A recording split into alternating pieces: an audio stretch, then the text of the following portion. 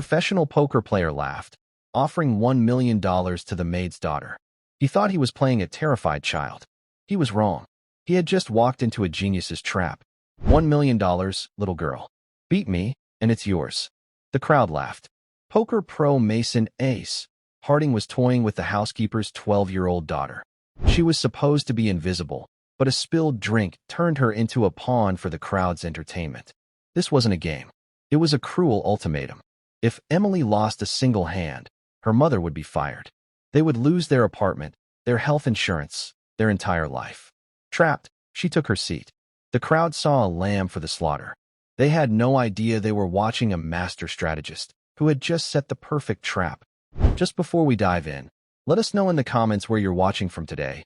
We love seeing how far these stories reach. Now let's jump back in. Enjoy the story. A 12-year-old girl faced a man who bet her future on a single hand. $1 million, little girl.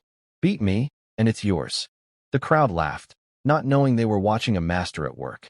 The Royal Oak Ballroom at the Grand Minerva Hotel was not built for people like Emily. It was a cavern of wealth, 80 feet high with ceilings painted like an Italian church. 3 chandeliers, each the size of a small car, dripped crystal light onto the men below. The air was thick with the smells of expensive cigars, old whiskey, and the kind of perfume that costs more than a month's rent. Tonight was the annual Aces for Charity Poker Gala. This was where the city's most powerful people came to give away money. They signed checks with flourish and posed for cameras, all while trying to prove they were smarter than the next man. The buy-in for tonight's game was $25,000. The money was supposed to help underprivileged children. Emily Vance, 12 years old and blonde, was one of those children. But she was not here to be helped. She was here to work. Her mother, Susan, was the head housekeeper at the Minerva. But tonight, a waitress had called in sick. Susan had no choice but to bring Emily, put her in a spare uniform, and have her help clear glasses. "Just stay by the walls, Em," Susan had whispered, her hands rough from work. "Don't look anyone in the eye. Be invisible. We just need to get through the night." Emily was good at being invisible. She moved between clusters of millionaires, her feet aching in shoes that were 2 sizes too big. Her small hands carefully lifted empty glasses from side tables. She passed the main poker table. This was the celebrity table where the main attraction was playing. Mason Ace Harding. He was a professional poker star. He had his own TV show, a line of sunglasses, and a smile that looked practiced in a mirror. He was loud, young, and dripping with confidence. His $50,000 watch caught the light as he raked in another pile of chips. "Too easy, gentlemen."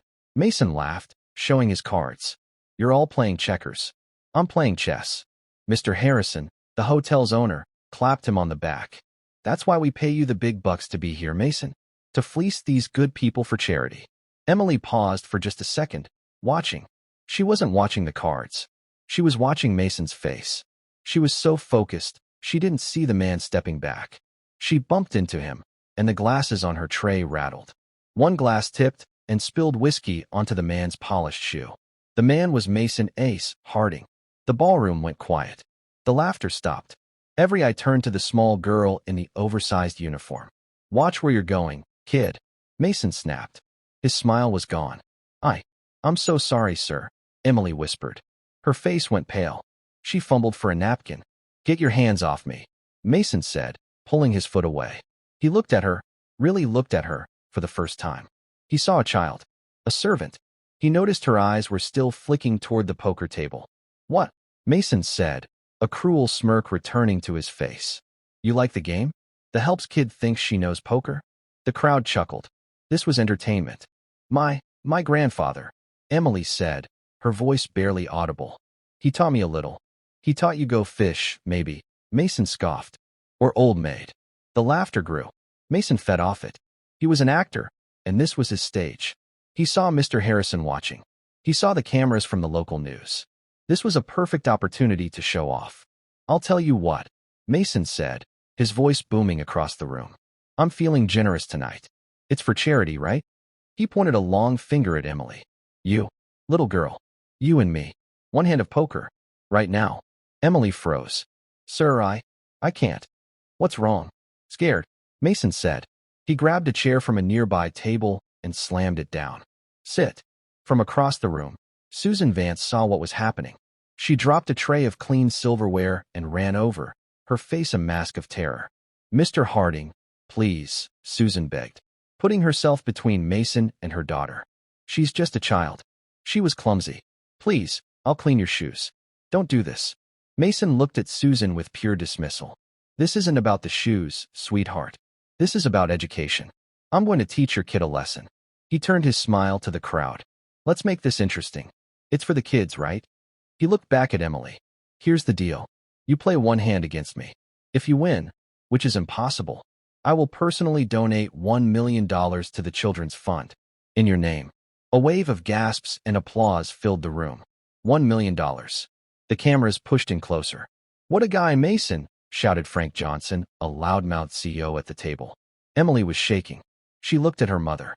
Susan was trying to pull her away. "We're leaving." "Come on, Emily." "Not so fast," Mason said. His voice dropped, low and cold, just for Susan and Emily. The smile left his eyes. "Because there's another side to the bet." His cold eyes found Susan's. "When I win, and I will win, you're fired. Tonight. You pack your things, you get out of your staff apartment, and you find a new hotel to clean. We clear." Susan stopped breathing. Their home, their health insurance, their entire life. It all hung on one hand of poker. You can't," Susan whispered, tears welling in her eyes. "I just did," Mason said. "I'm the main event. You're the help. Now, does she play? Or do I just have you fired right now for being insubordinate? Your choice." This was not a game. It was a hostage situation. "Emily, no," Susan cried. Emily looked at the man who was threatening to destroy her family for sport. She looked at the laughing crowd, their phones out, ready to watch a child be crushed. She looked at her mother, who was trembling. David Chun, the professional dealer hired for the event, stepped forward.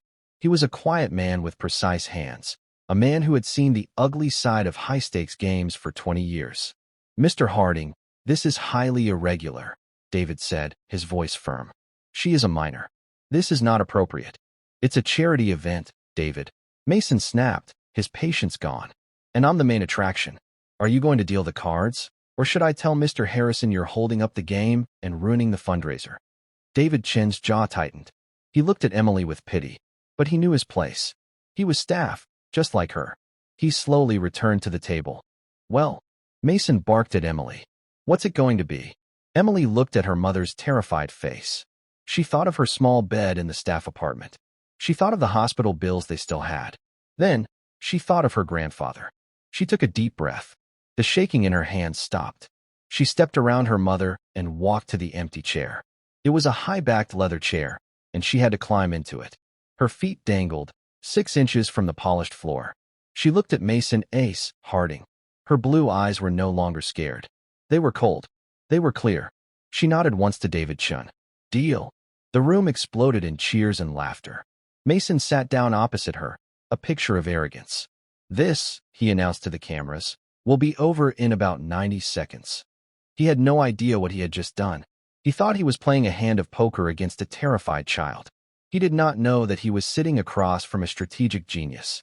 He did not know that this 12-year-old girl, who had been invisible for years, had been watching him, studying him, and learning every single one of his weaknesses.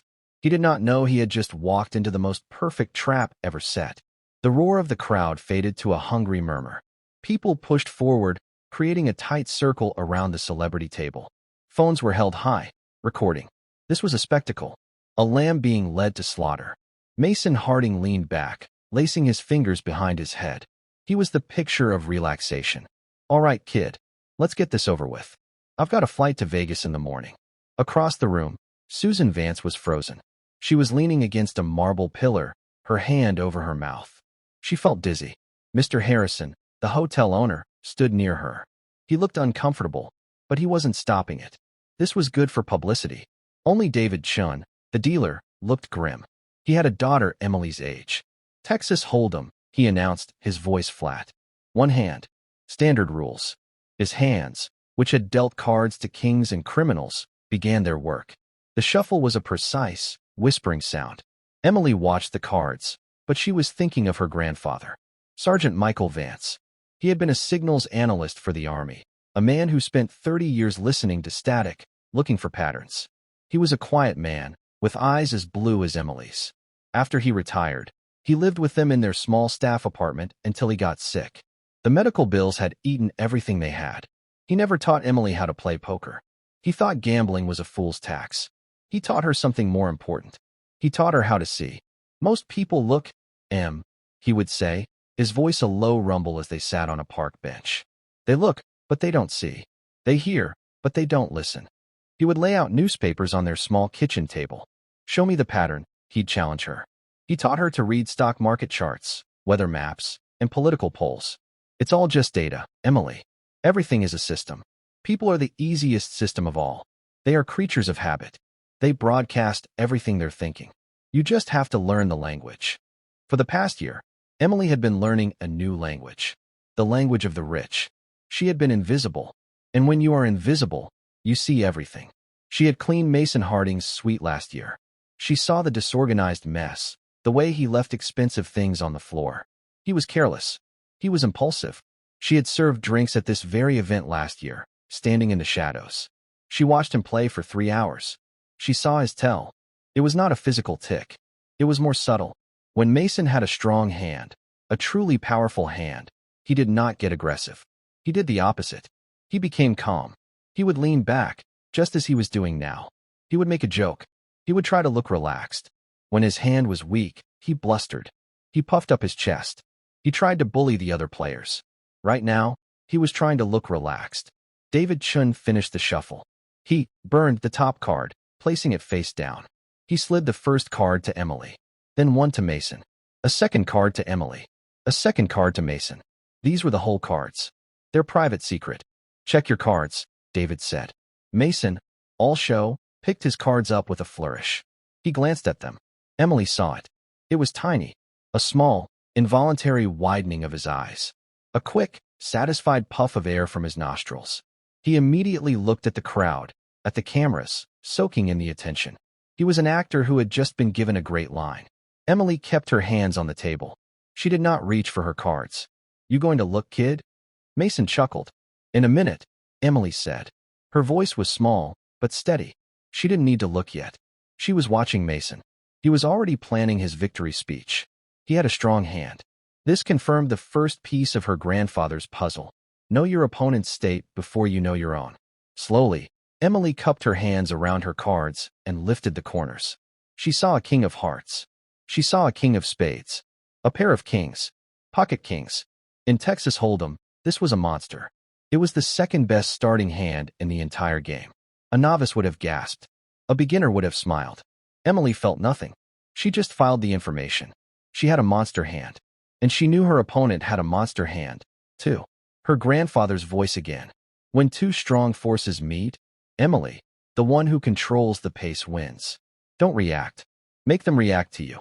She placed her cards back down, her expression unchanged. She looked small, pale, and completely out of her depth. Okay, David Chun, the dealer, said. The blinds are set. This is the preflop. Miss Vance, you are first to act. This meant Emily had to bet first. What's that mean? Emily asked, her voice a perfect imitation of a confused child. Mason laughed. It means you have to put money in, kid. Or you can fold. That's where you throw your cards away, which I strongly recommend.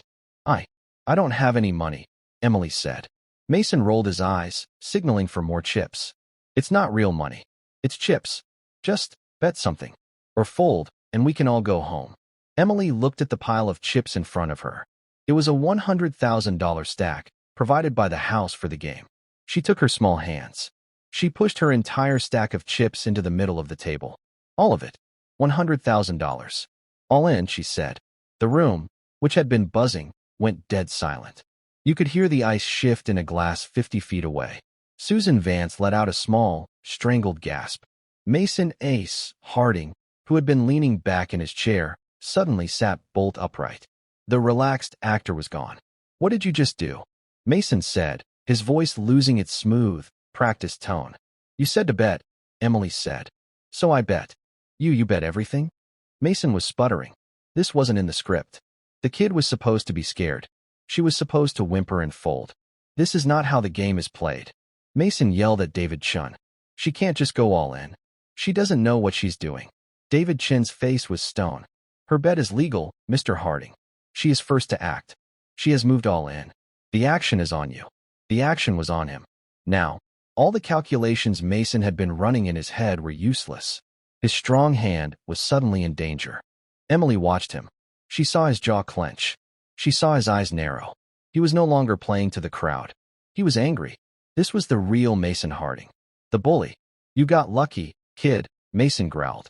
You picked up a good hand, and you don't even know what to do with it. Emily just stared at him, her blue eyes giving him nothing. When they get loud, her grandfather taught her, it means they're lost. They're making noise to scare away the silence. Don't help them. You know what? Mason said, trying to get his swagger back. He looked at the cameras. This kid has nerve. I'll give her that. But nerve ain't skill. He looked at his cards again. He loved his cards. They were beautiful. He took a huge stack of his own chips and pushed them forward. I call, he said. The crowd gasped. It was happening. The full bet was called. Mr. Harding calls, David Chin announced. Please turn over your cards.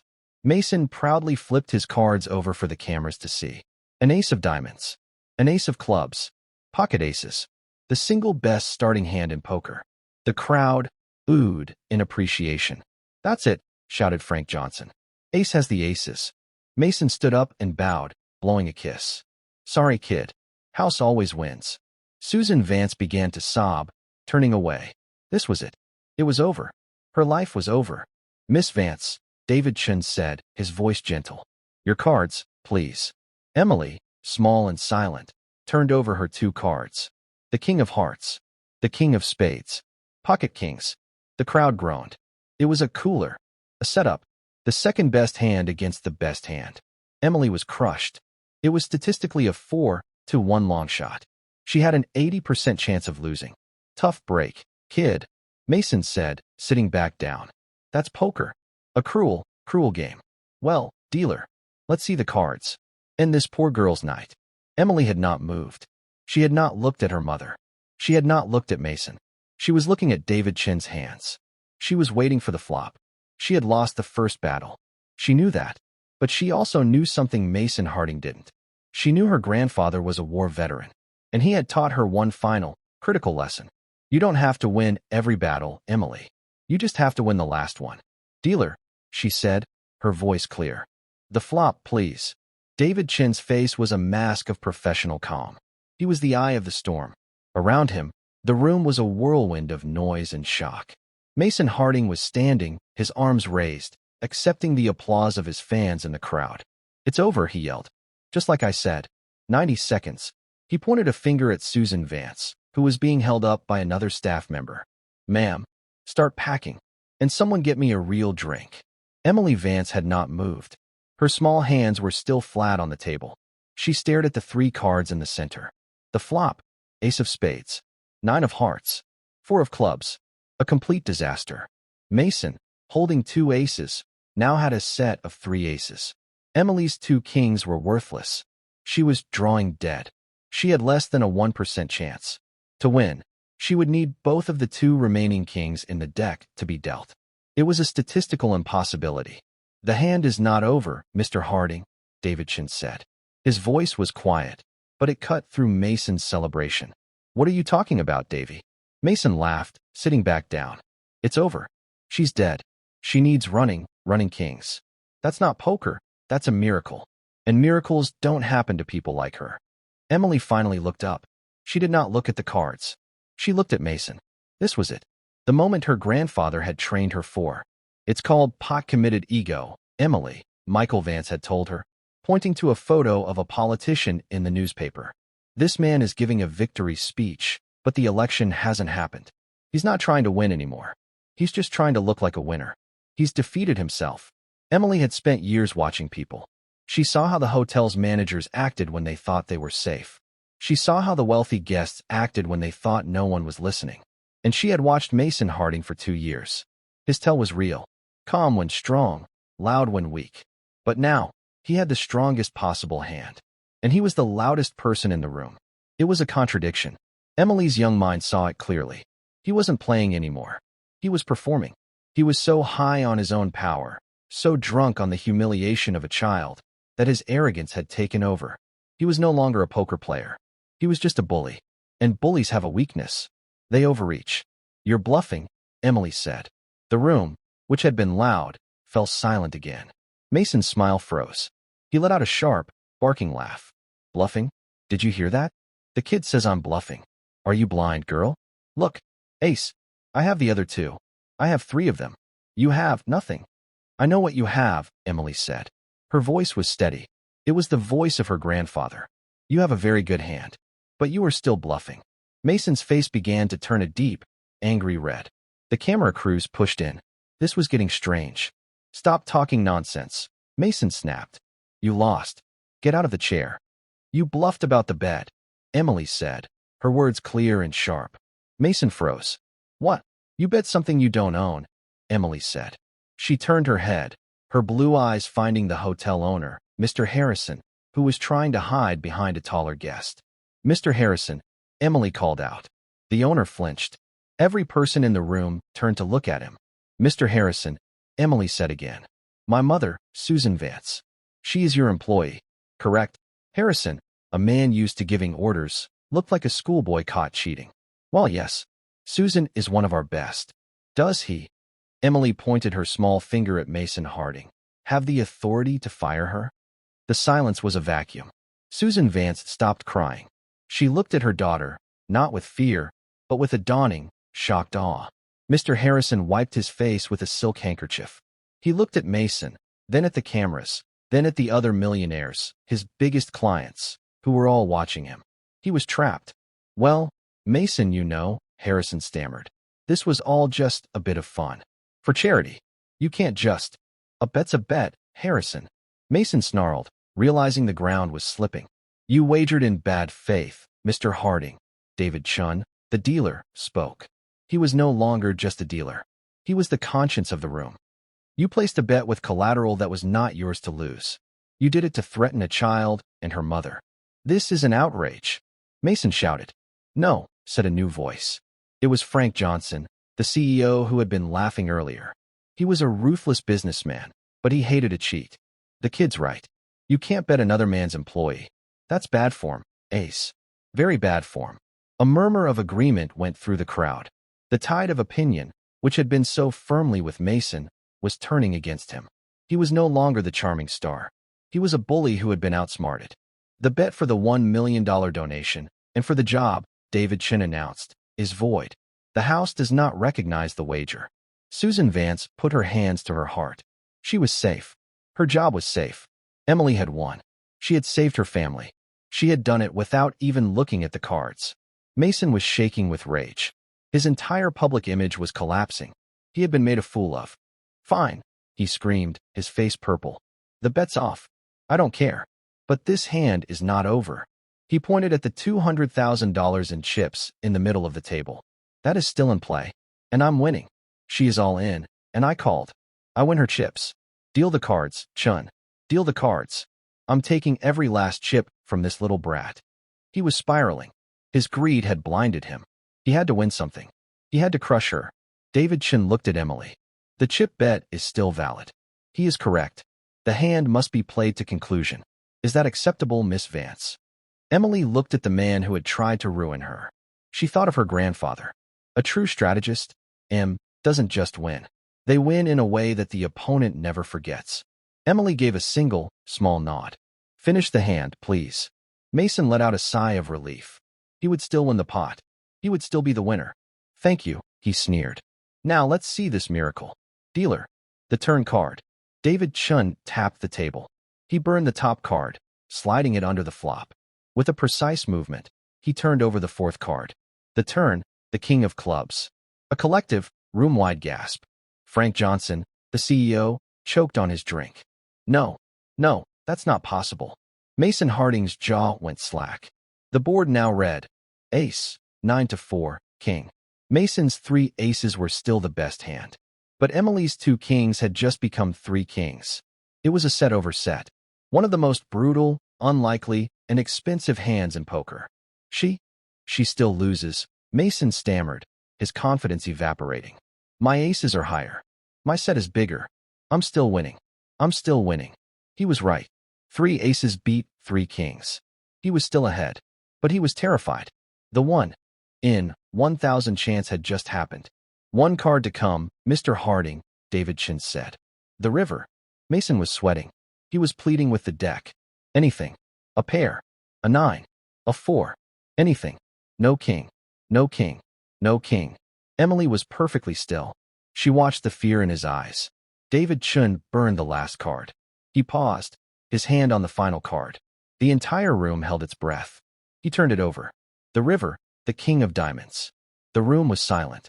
It was a silence so complete, it was deafening. No one understood what they were seeing. The final board, ace of spades, 9 of hearts, 4 of clubs, king of diamonds. Mason stared. He looked at his 2 aces. He looked at the board. He looked at Emily's 2 kings. He didn't get it. David Chin did. He pointed to Emily's cards. Miss Vance holds a pair of kings. He pointed to the board. The board contains a pair of kings. He tapped the table. Miss Vance's hand is 4 of a kind. Kings. Then he pointed to Mason. Mr. Harding holds a pair of aces. Mr. Harding's hand is 2 pair. Aces and kings. David Chin's hands moved to the center of the table. He gathered the entire $200,000 pot of chips, and with a single, smooth motion, he pushed them all across the green felt, to the small girl in the oversized uniform. Miss Vance wins the pot, David Chin announced. The ballroom was a tomb. For 10 full seconds, the only sound was the air conditioning. Mason ace, Harding stood frozen, his mouth slightly open. He looked at the 2 kings in front of Emily. He looked at the 2 kings on the board. He looked at his own 2 aces. He was a man who lived by numbers.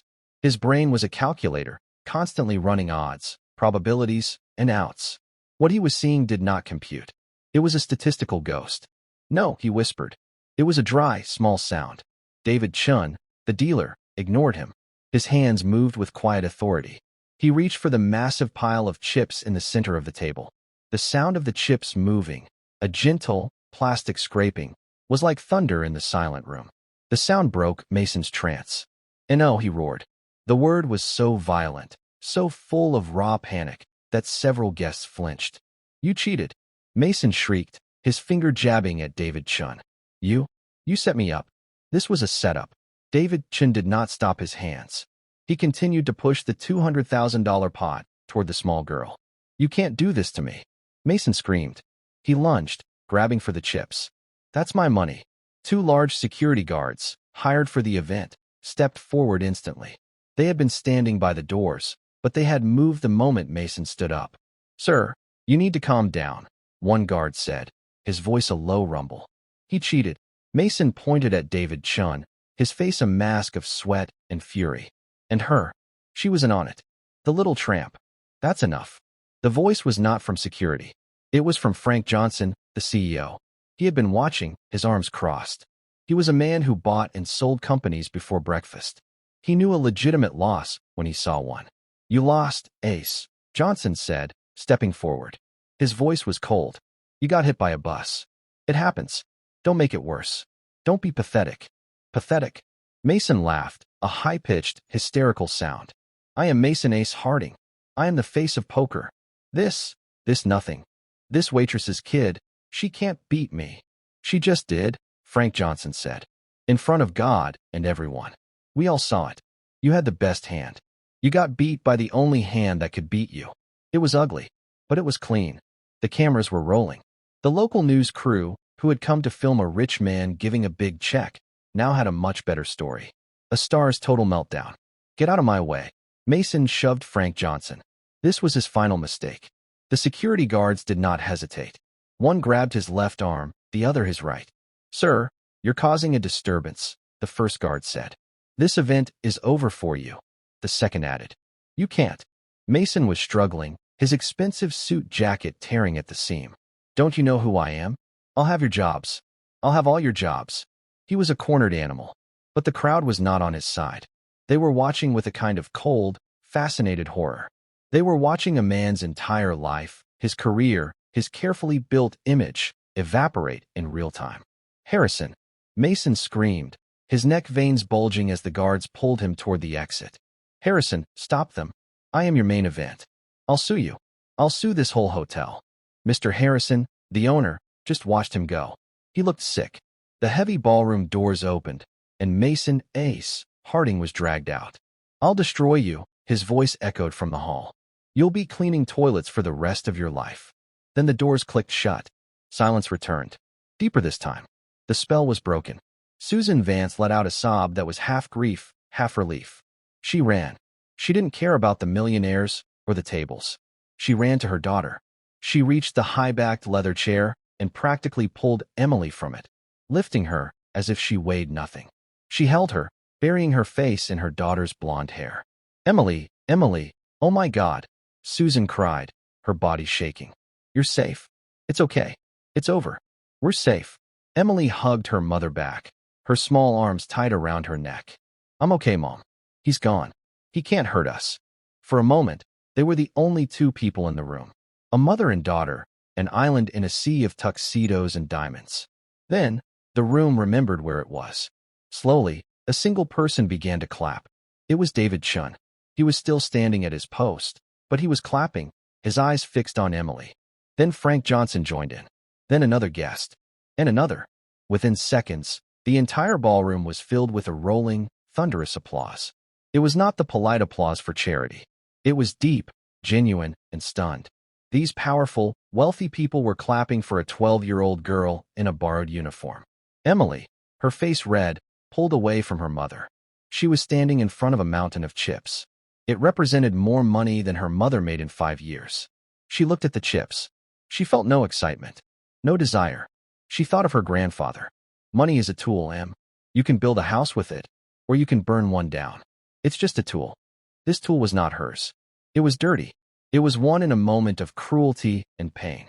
She looked up, her blue eyes scanning the room, passing the cheering guests, until she found the hotel owner. "Mr. Harrison," she said. Her voice was small, but the entire room quieted to hear it. The applause stopped. Mr. Harrison walked toward her. He looked like a man walking to his own judgment. "Yes, Miss Vance." He had called her Miss Vance.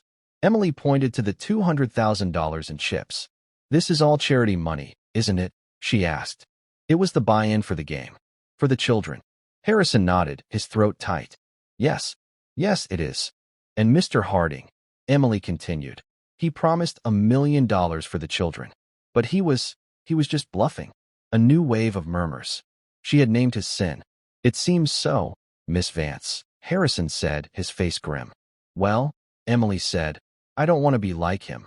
She put her small hand on the pile of chips. She pushed it back toward David Chun. "Please," she said to the dealer, "make sure this gets to the children. All of it. It's not our money." David Chun looked at the $200,000. He looked at the girl. He had seen billionaires weep over losing a fraction of that amount. He gave her a slow, respectful smile. "Yes, ma'am. It would be my honor." Frank Johnson, the CEO, just shook his head, a look of disbelief on his face. "I'll be," he said to the man next to him. The kid's got more class in her little finger than Ace Harding had in his whole body. Susan Vance stared at her daughter. She had been terrified for her job. She had been terrified for her child. But in this moment, all she felt was a pride so fierce it took her breath away. Her daughter had faced down a monster. She had outsmarted him. She had defeated him. And then she had shamed him with her own simple goodness. Mr. Harrison looked at the chips. He looked at Emily. He understood. He had allowed a circus in his hotel. He had allowed his own employee to be threatened. And that employee's daughter had just taught him, and everyone in the room, a lesson in integrity. He knew what he had to do. This was not over. Not by a long shot. "Susan," Mr. Harrison said, his voice finding a new strength. "Miss Vance, would you please come with me to my office? We have a few things to discuss." Mr. Harrison's office was on the penthouse level. It was a world away from the noise of the ballroom. The walls were dark mahogany. The carpets were so thick they absorbed all sound. A single lamp on a vast desk cast a warm, private glow. The room smelled of leather and floor wax. Emily and Susan Vance entered. Mr. Harrison closed the door behind them, and the click of the latch sounded final. Susan was trembling, her hand gripping Emily's. She was a housekeeper. She had only ever been in this office to dust the shelves. She had never been invited to sit. "Please," Mr. Harrison said. His voice was tired. He did not go behind his large, imposing desk. That was a place of power, and he knew he had no power in this room. Instead, he motioned to 2 leather armchairs near the window. He took a smaller chair opposite them. He was a man humbled. "Mrs. Vance." "Susan," he began. He leaned forward, his hands clasped between his knees. "There are no words. What happened in that ballroom tonight? It was a disgrace.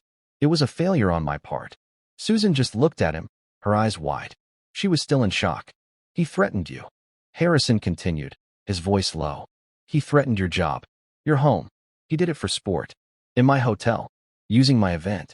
He looked directly into Susan's eyes. "I am more sorry than I can say. I should have stopped it. The moment he opened his mouth, I should have had him removed. I was a coward. I was thinking about the charity, the cameras. I was not thinking about my staff, my people. There is no excuse." Susan had never heard a man like Mr. Harrison speak this way.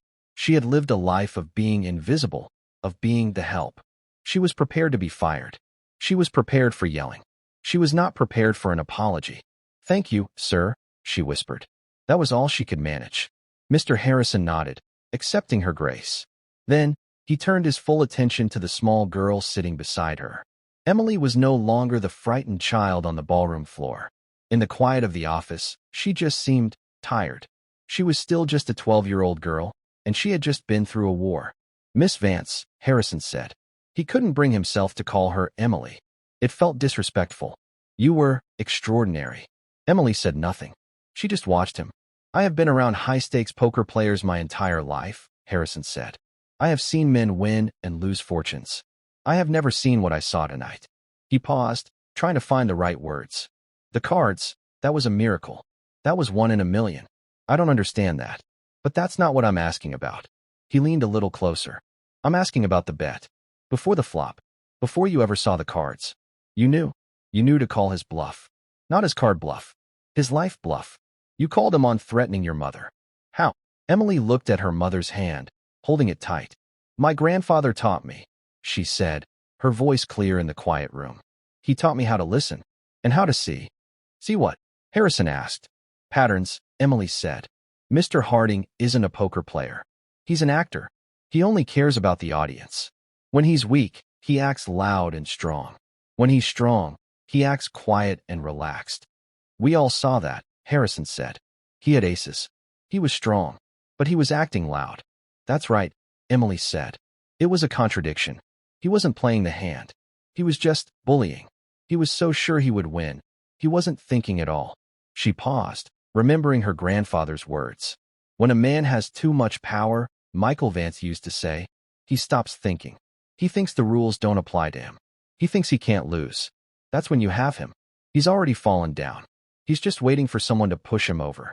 He made a bet he couldn't back up," Emily told Mr. Harrison. "He wagered my mother's job. But you were the boss. The job was not his to bet. It was a fake bet. It was a bully's threat.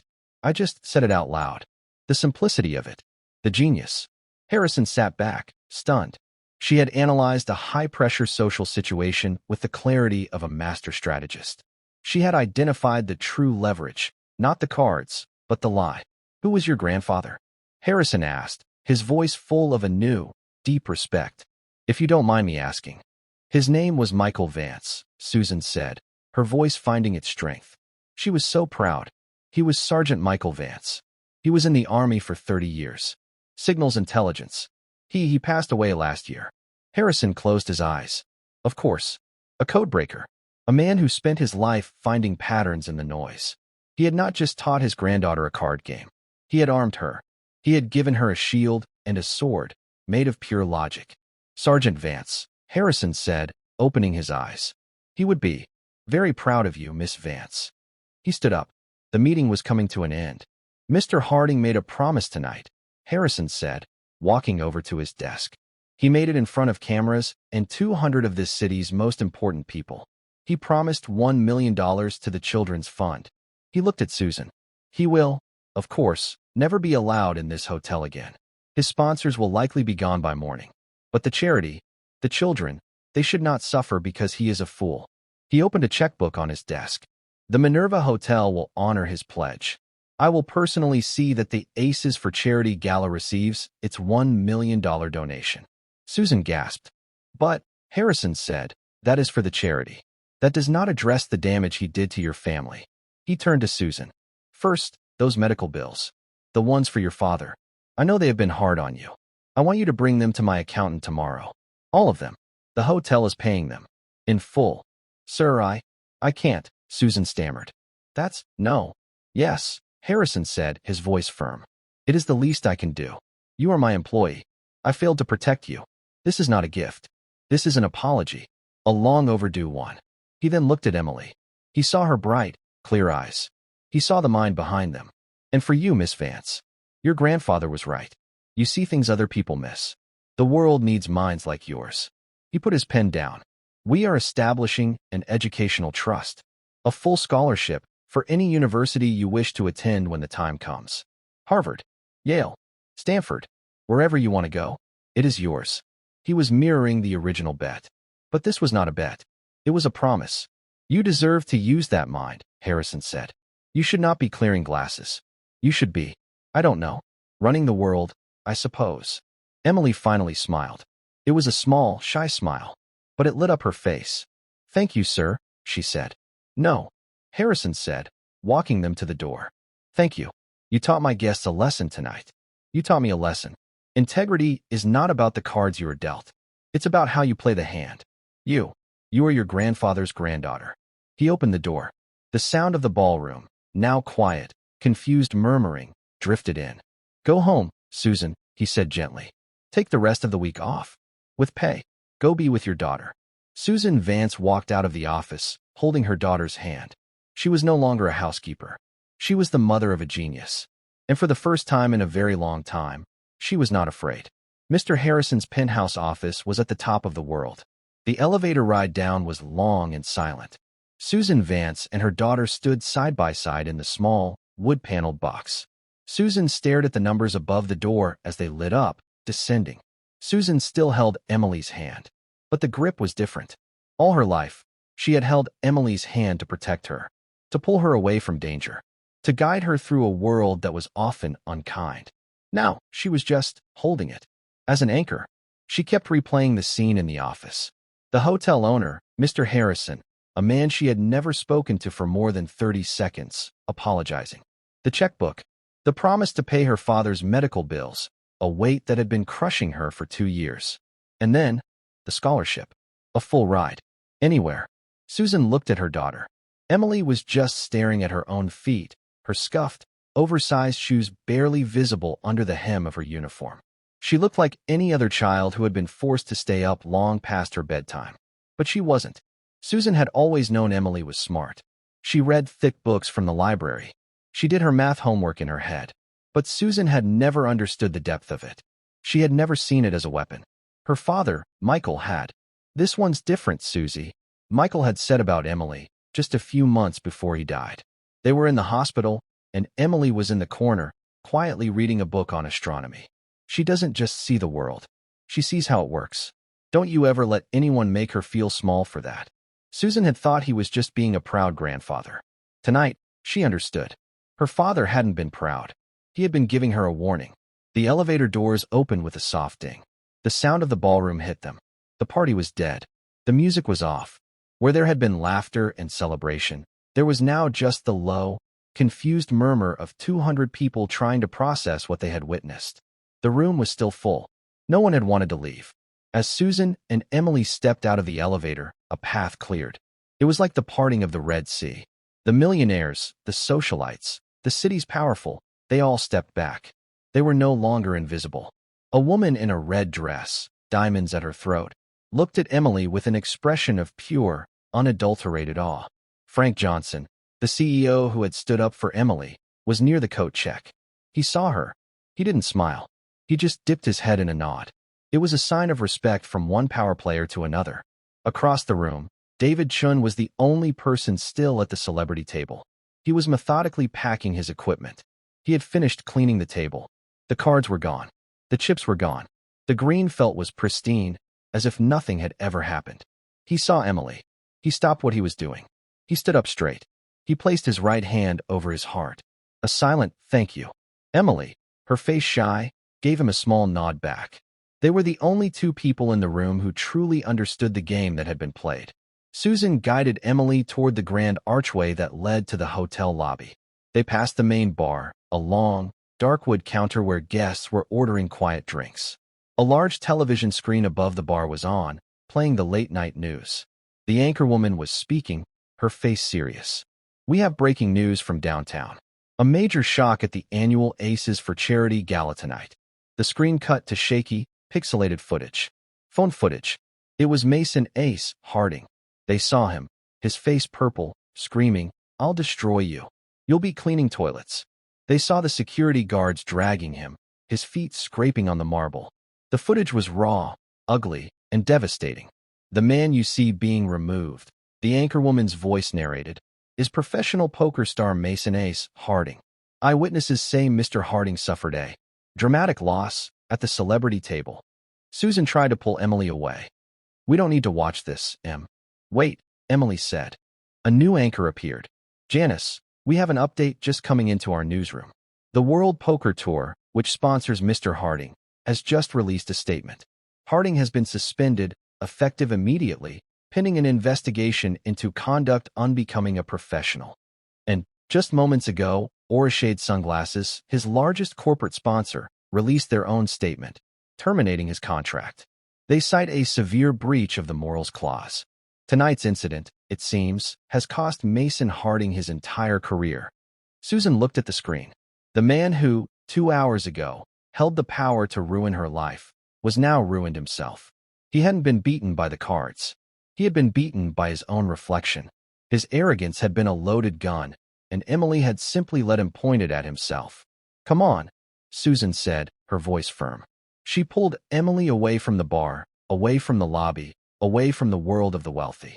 They walked down a long, carpeted hallway. At the end was a simple, metal-plated door. It said, "Staff only." Susan pushed it open. The world changed instantly. The warm, gentle lighting was gone, replaced by long, humming fluorescent tubes. The thick, soft carpet was gone, replaced by gray linoleum, scuffed by 1,000 work shoes. The air, which had smelled of perfume, was gone, replaced by the faint, sharp smell of bleach and industrial soap. This was their world. The downstairs. It was the world of the invisible. They walked down 2 flights of stairs to the sub-basement. They passed the laundry rooms, humming and hot. They passed the staff locker rooms. At the very end of the hall was a small door. Apartment B4. Susan unlocked it. The apartment was tiny. It was spotless. A small sofa, a tiny kitchen table with 2 chairs, and a small hallway leading to 2 bedrooms. It was the only home Emily had ever known. Emily walked in. She went past the sofa. On a small, wooden side table, next to a lamp, was a framed photograph. It was her grandfather, Sergeant Michael Vance. He was younger, in his dress uniform. His blue eyes, so much like hers, were clear. He was smiling. Emily stood in front of the picture. She didn't touch it. She just looked at it. Susan came up behind her. She put her hands on her daughter's shoulders. The night's events finally washed over her. The terror, the dread, the sudden, shocking, impossible victory. The scholarship, the medical bills, her father's name. Tears, which she had held back in the ballroom and in the office, finally came. They were not tears of fear. They were tears of pure, flooding release. A dam inside her had broken. He would be so proud. "Emily," Susan whispered, her voice thick. "You have no idea. He would be so proud of you." Emily was quiet for a long time. The only sound was the clock on the kitchen wall. Tick, tock. "He knew," Emily finally said. "He always told me." "Told you what, baby?" "He said that people like Mr. Harding, they aren't strong. They're just loud." Susan turned her daughter around to face her. She knelt, so they were eye to eye. "Emily, what you did tonight, I still don't understand it. Those cards, the 2 kings, that was a miracle." Emily shook her head. Her blonde hair shifted. "No, Mom," she said. Her voice was firm. "The cards didn't matter. This was the truth. The final piece of the puzzle." Susan looked confused. What do you mean?" "You won. You had 4 kings." "I won before the cards," Emily said. "I won when he made the bet. He was beaten the moment he sat down." She was explaining it simply, as her grandfather would. He didn't have a poker problem. He had an ego problem. He had to show off for the cameras. He had to be the star. When I went all in, I wasn't betting on my cards. I didn't even know my cards yet. Susan's eyes widened. What were you betting on? I was betting on him, Emily said. I bet that he was a bully. I bet that he was arrogant. I bet that he couldn't stand a little girl challenging him. And I bet that he would be so angry. He would try to crush me. He did exactly what I thought he would. She looked at her mother. I already won. The cards were just for the crowd. They needed to see a miracle. But he was already beaten.